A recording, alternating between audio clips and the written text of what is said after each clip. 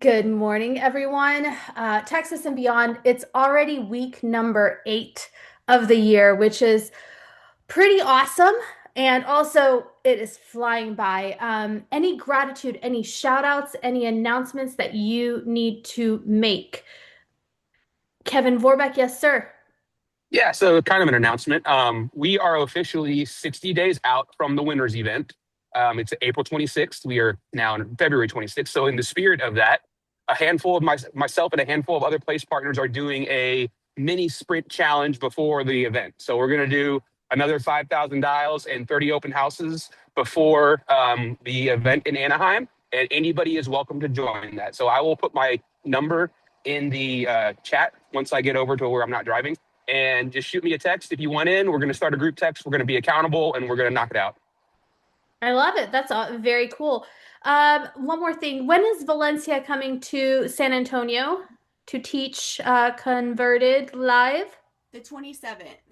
March the 27th. Amazing. Austin, it's going to be April 10th for you. So if you're in and around Austin or San Antonio, I don't know any other locations, but I do know those locations.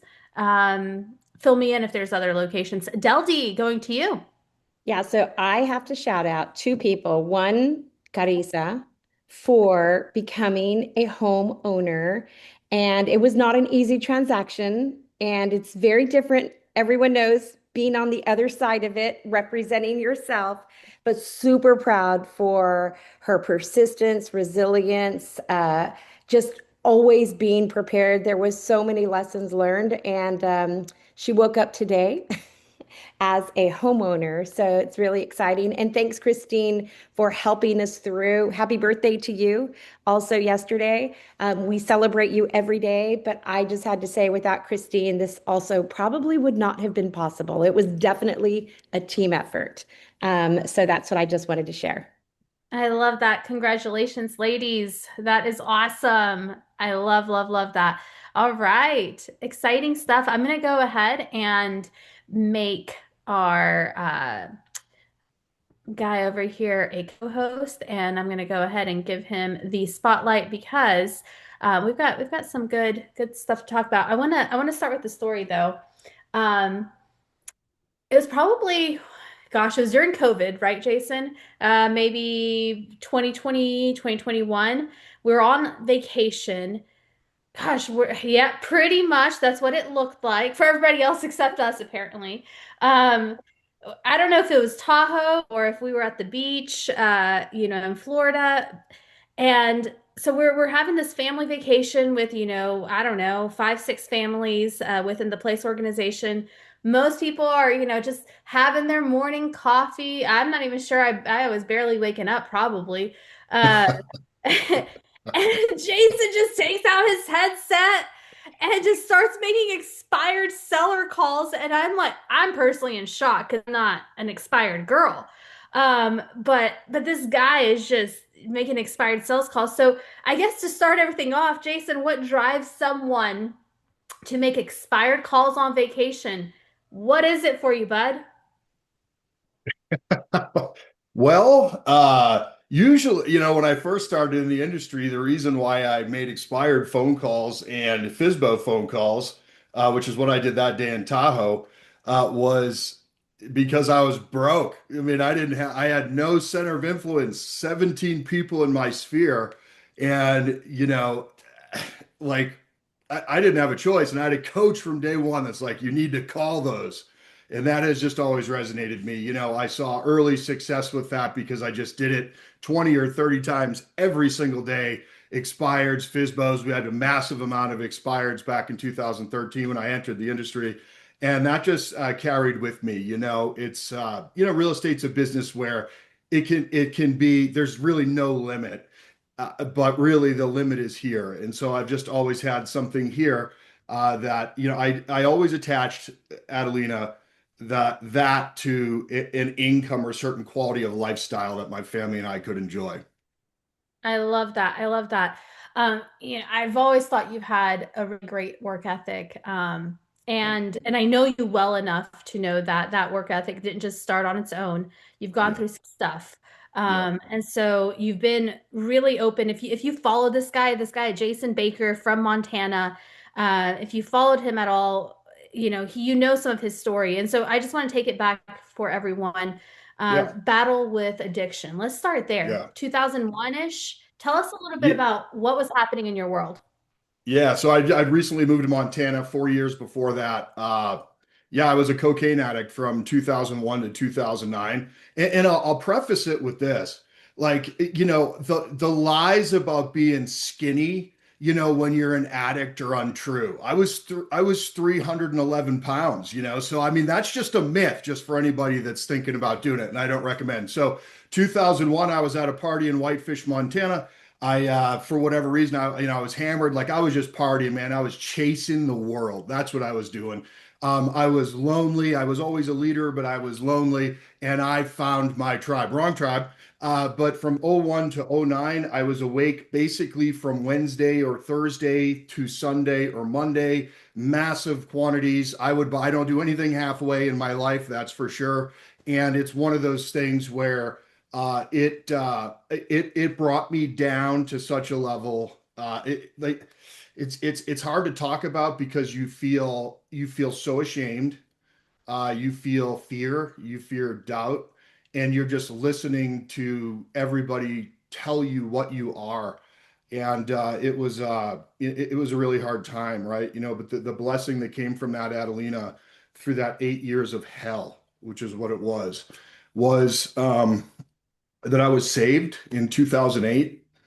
And from that, just from hitting your bottom, so that's when I really took a good hard look in 2008 and said, what is it that I want? It's funny. I was going into, I had moved to California at the time for a year and a half to do some public speaking and some short sale and loan modification stuff. I was going out to buy a very large quantity from someone I hadn't met. I had a really bad feeling every day when I was coming down from cocaine. It's a terrible low as you go down. You mix in lots of alcohol, lots of nicotine, lots of other things in order to just, come off of one and slowly come down into another. Um, Man, it's just hard to talk about. But I pulled into a parking lot, Adelina, and there were bikers. Here's this guy going to do a big deal, right? And there was these bikers right in the front of my car.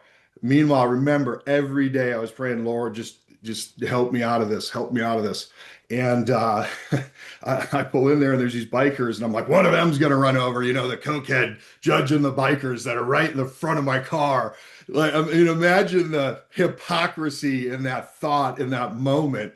And I was so and then 2 seconds later, they're just like in my headlights. It was kind of getting dark, and they just all put their arms around each other and they started praying. And on the back of their coat, I'll never forget, and it makes me emotional every single time because it's like, thank you, Jesus. They said it said "Bikers for Christ" on the back of their coats. You Wow. know, Man, so he answered my prayer. I peeled out, and I've never ever done it since. Though I was still fat for a very long time after that. Noted, noted. When did you start your career in real estate?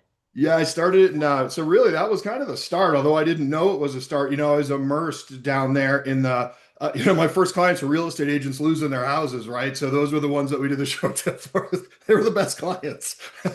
So I was a mortgage broker before that. Then I got into real estate because of them. You had to have your real estate license because if you were touching a short sale file or a loan modification file, state of California made you do that.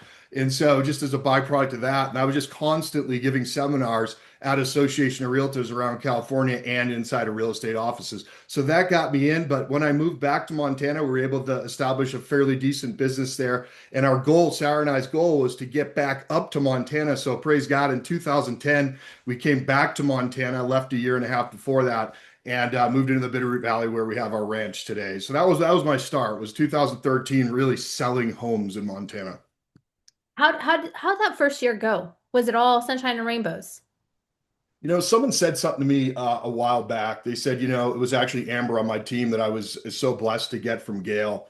She said, Jason, she watched me prospect, and I'll be doing a lot of these expired. I'm just going to prospect live in front of people just to help the Place family. because they need to see how it's done. And what they really need to see, and what Amber got from that session, was I called for about an hour and 15 minutes deep into expireds and FSBOs, and she didn't see me set one appointment. So we do all this stage talk and talk about these numbers and how great we are and everything like that. You do not set an appointment every single day. And she goes, I keep hearing how you closed 54 transactions in your first year, and approximately 50 of them were listings sold. But I never hear the other side where it just does not work the first day. So I think, like, being authentic or being vulnerable, you don't get one every day, but you do get one every 2 or 3 days if you'll just give it enough time to work. Right on, right on. Um, what's the next thing you overcame? I mean, Oh cocaine man. addiction is enough for a lifetime, but that Yeah. wasn't enough apparently for you. No, Uh, what no. happened? What happened next? The talks I give all the time, I'm just such a blessing. Like, hardships for me have become the biggest blessing in my life, because of the people that I get to surround myself with, the people that come, God sends people, and that I've got to meet and that I've got to inspire and that I've got to mentor towards something things. So 4 months into my real estate career, I'm rocking. Having instant success. I didn't know what I was doing. That's another thing you need to remember. And I posted in the beginning of this chat things I wish I knew my first year to help encourage agents that are in their first year or two in real estate. You can download that. And no, there's not like a click funnel where I'm going to call you later. It's just a Google Doc, right? And so I got the sun rising, which is absolutely gorgeous. 4 months into my real estate career, Adelina, I'm rolling. I'm coming out of being absolutely stone cold broke. Got into real estate with $2,500. My coach was 1,000 a month. A Mike Ferry coach.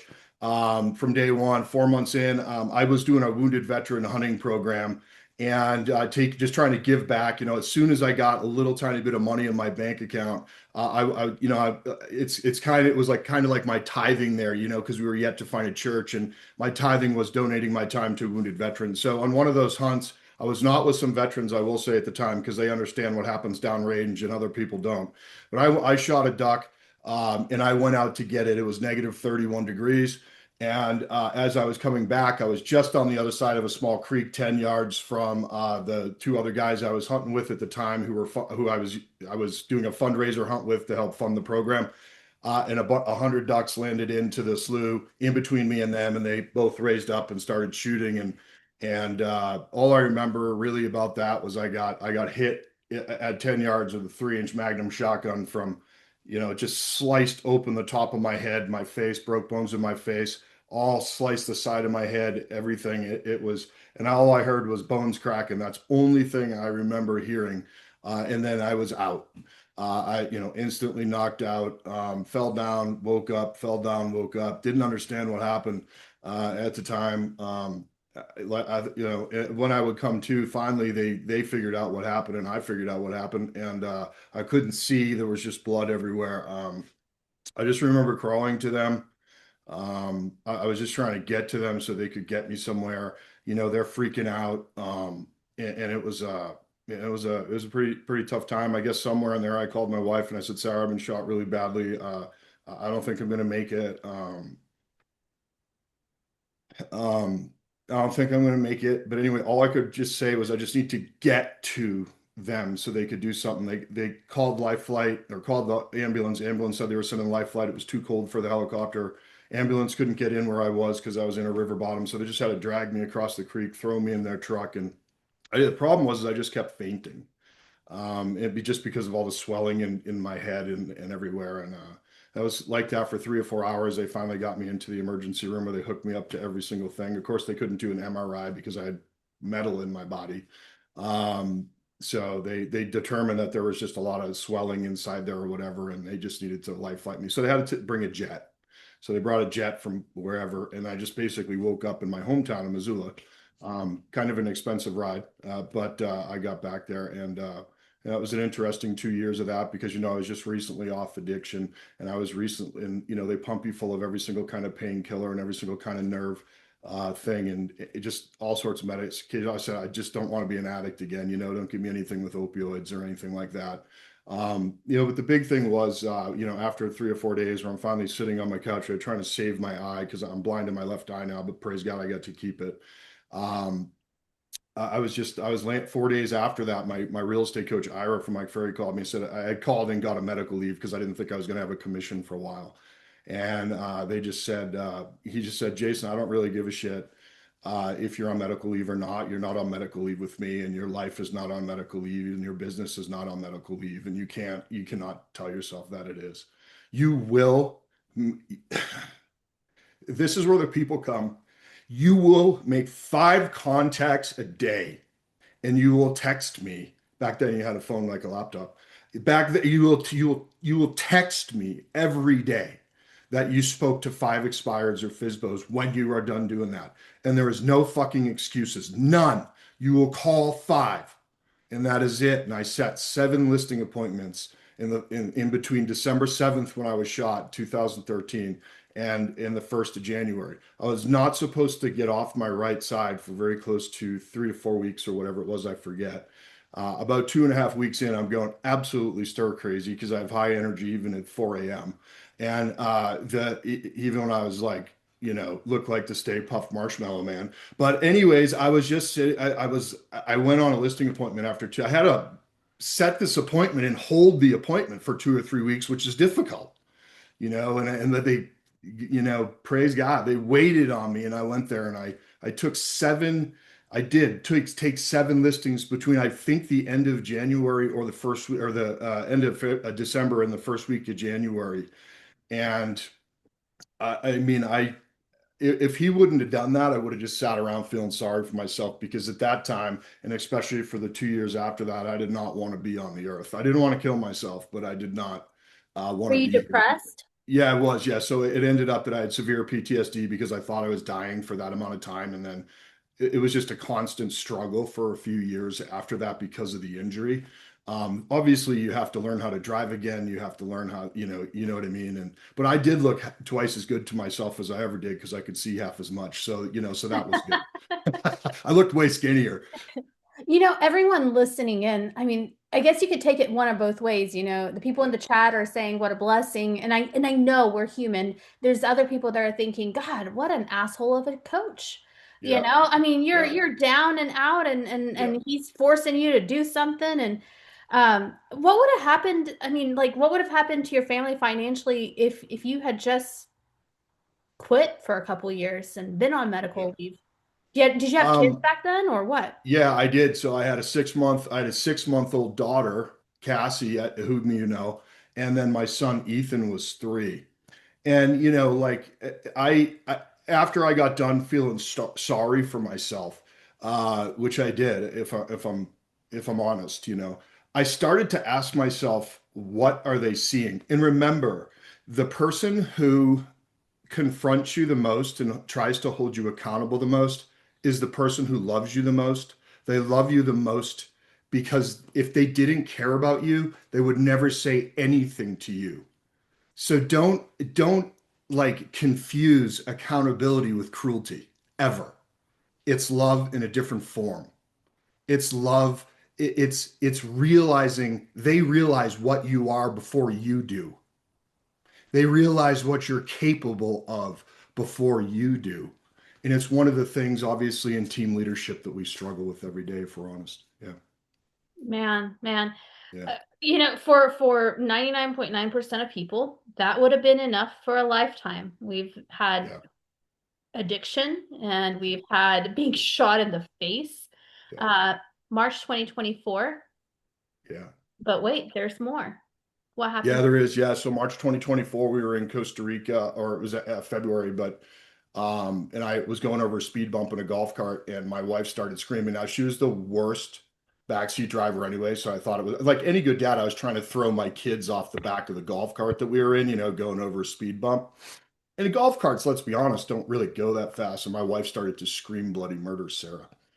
And when we got back from Costa Rica, and she couldn't move for the rest of the trip, when we got back from Costa Rica, she, of course, went into the doctor and found out that she had terminal stage 4 metastatic breast cancer that had spread from her breast into her spine.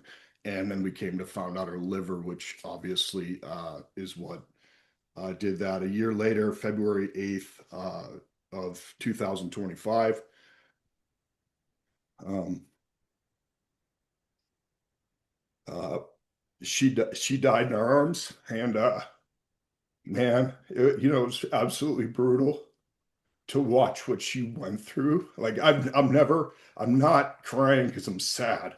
I'm crying, and this may sound terrible, that I was relieved because what I watched her go through for 3 months, and I told this story 1,000 times, and it still chokes me up. It just still in my nervous system to just watch someone suffer like that. And a freaking week before she died, she's just not gonna die.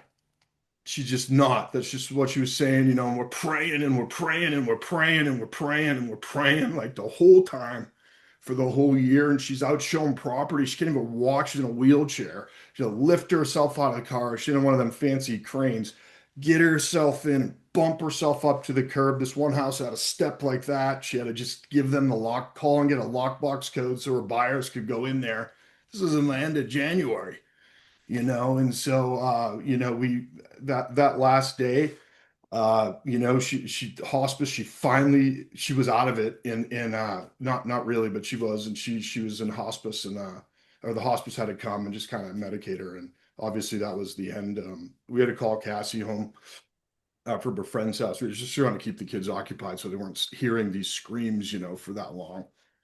And so, she Cassie held Sarah from 2 p.m. and when she got back from her friend's house until 8 p.m. Of course, her family was surrounding her. Sarah and I had gotten everything out that we needed to get out, so I didn't want to be selfish and just hover, and I just want them to have time, my kids, and so Cassie said, "I love you, mommy.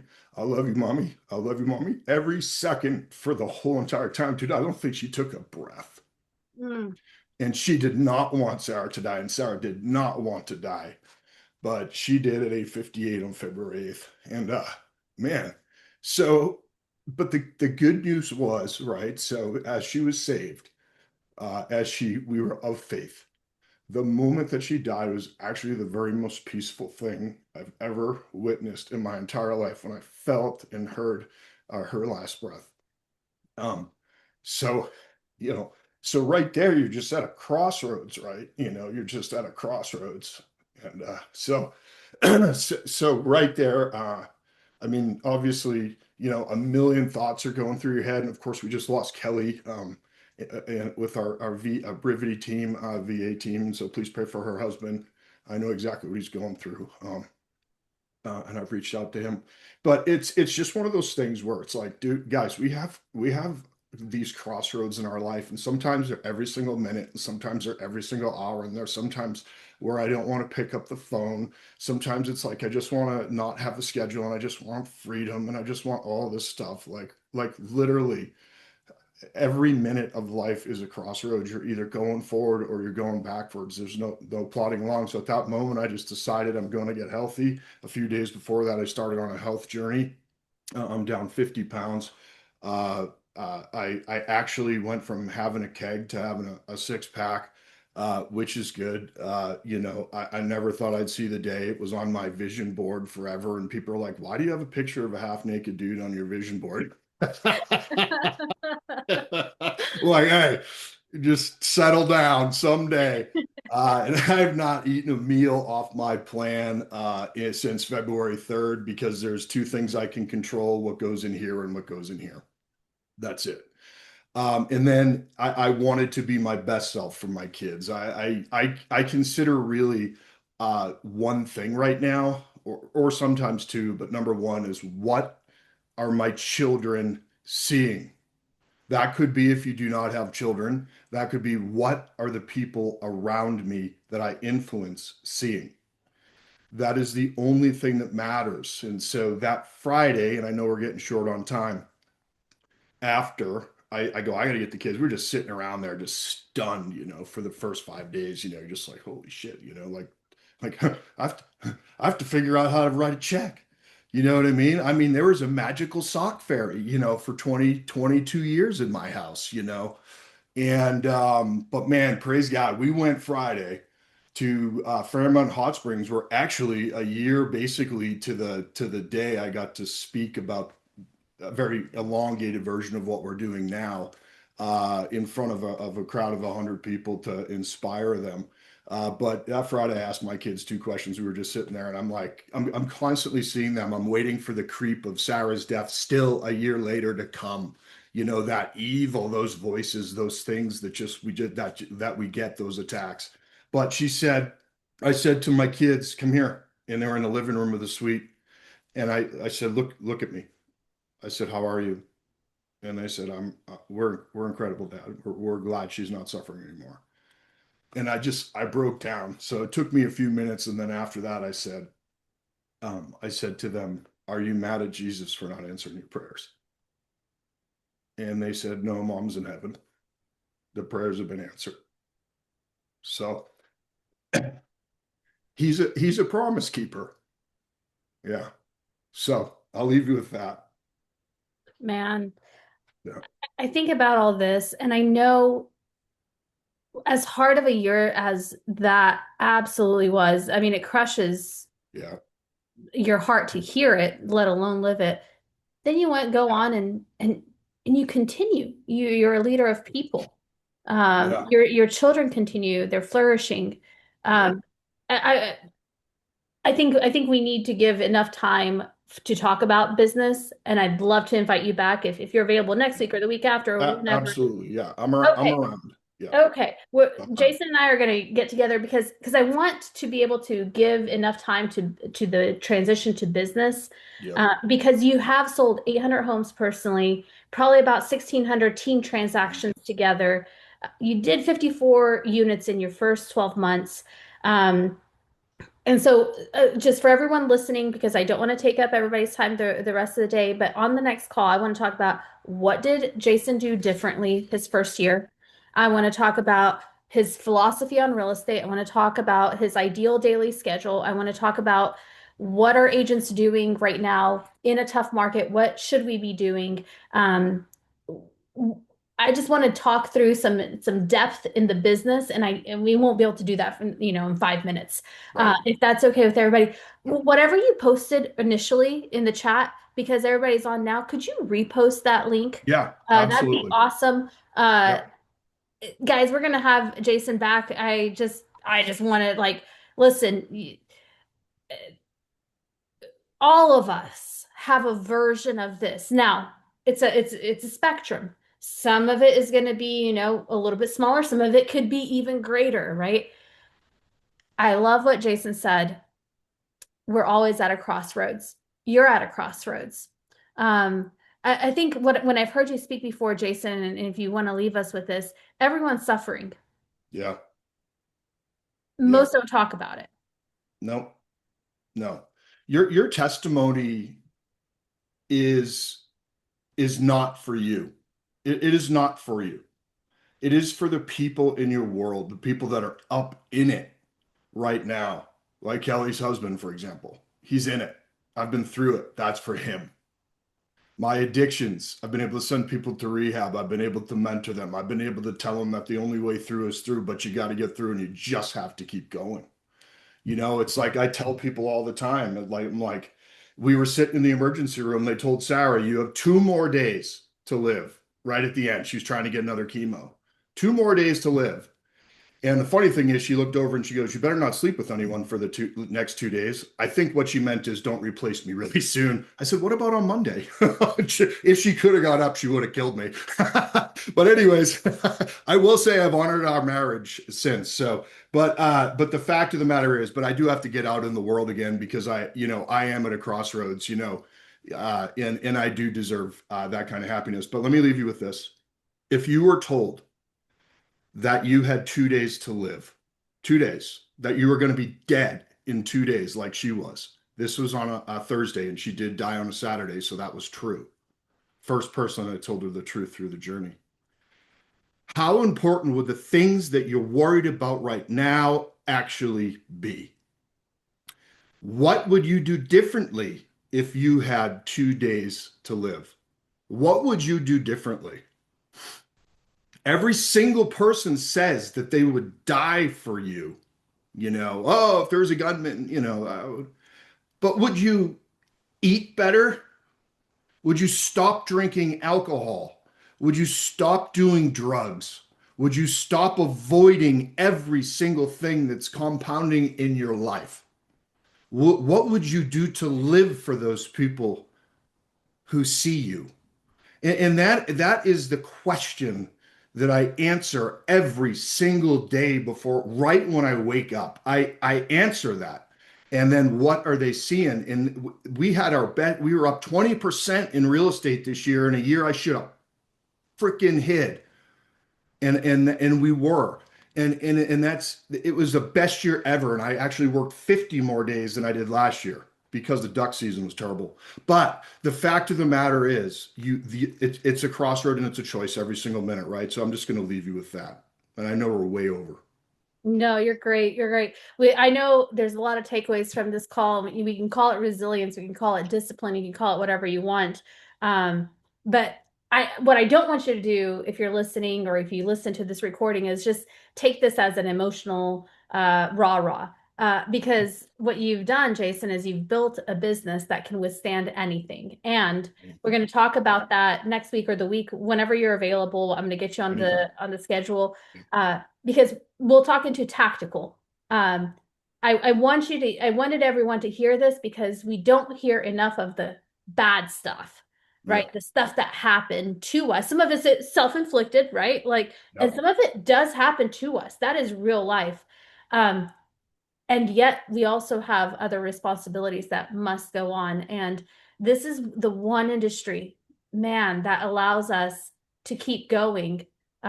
Nobody's going to fire us. We get to continue going. And man, you've done it really well. And I want to talk more about that. Guys, thank you for staying on, for being good stewards of your time this morning. We'll try to be good stewards of your time as well. We'll see you guys next week. Jason, appreciate you so much. People are able to listen to you make calls live? Yes? No? Yeah. So I'm going to it's also an accountability for me, right? So I perform best when I'm being watched, right? So I love that accountability, both with recruiting. And so, I mean, my commitment is to Monday through Thursday, because we do the Chris call on Friday and then I have admin meetings. Monday through Thursday to call expireds, from my time is 9 Mountain Standard Time to 10 Mountain Standard Time. You know, we're done with Power Up at 9:05, something like that, like you are, right? So right when I'm done with that, just to transition to expireds and for sale by owners, call for 45 minutes to an hour. People can watch. We can't record it because because there's just different states and all sorts of stuff. Yeah, we're not, you know what I mean? So no, I'm not going to record it now, but if you need, and people have been sending their agents to watch me do it. So it holds me accountable, and then I'll flip into recruiting calls from 10 to 11. So whatever people want to watch, I'm going to make it more formal and then I'll get that shared out. But in the meantime, I can just give you I'll find a way to get that link out to people. I gotcha. Yeah. I gotcha. Amazing. Thank you for giving us your heart this morning, Jason. Thank you for everyone who here's the deal. You believe in yourself to show up. And that is an amazing first step, guys. We will get this link out to you guys and we will get this recording out to you. It's not about real estate. This can be shared with anybody who's a human. And that's a lot of people. Thank you, Jason. Thanks, Texas, and everybody beyond. We'll see you later. Bye, guys. Let's go change some lives today, guys. It's up to us. Let's go change some. Right on. Bye, guys.